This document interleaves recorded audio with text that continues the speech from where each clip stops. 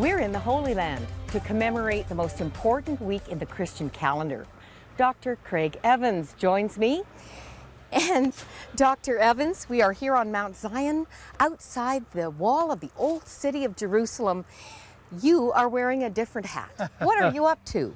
Well, there's an excavation going on, and right here at Mount Zion. And in fact, it's the only academic excavation right now going on in Jerusalem. And this is a very significant location because in the time of Jesus, wealthy people lived here, including aristocratic priests, even the high priest. And so we want to learn as much as we can about this home that we've dug down into. It was destroyed by the Romans in 70. We think the home began at the beginning of the first century. The significance of that is the family that lived here would be numbered among the families that opposed Jesus and feared Jesus, because he was bringing a message that meant change, and the people who lived here, they liked the way things were. They didn't want change. Now, just to be clear, we know you so well. You are not an archaeologist, but you have an exciting new hobby. Well, you know, what makes archaeology work is finding people who are willing to volunteer. I've got some graduate students here. There are a number of other students from the United States, and it's wonderful working with them. In fact, the ages range from late teens all the way into the 70s. And so God bless the volunteers, because this kind of work just couldn't happen without them.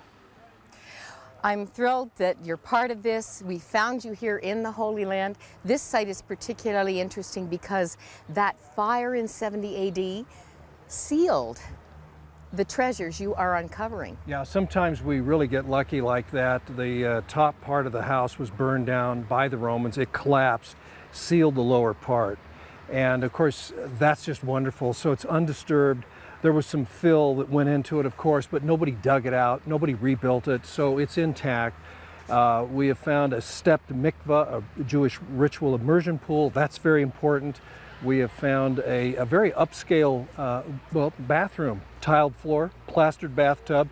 This was a wealthy family. This is not how other people lived. You know, this is not the way people lived in small villages in Galilee. This was very upscale. This was a wealthy family. Well, it's good to be reminded as we begin the journey, that first Easter story. The opposition Jesus faced wasn't primarily from the Romans, but from the upper class, from the religious leaders. This is part of the story. Yeah, that's a very good point, because the Romans expected the aristocratic, upper crust, local leadership to maintain law and order and control. And that would be the high priests, really, and their associates. And those are the kind of people that lived in this home. I'm so glad we have you with us for this very special week. It's going to make Easter so much more meaningful this year. And we begin the journey. Next visit, we are at the top of the Mount of Olives.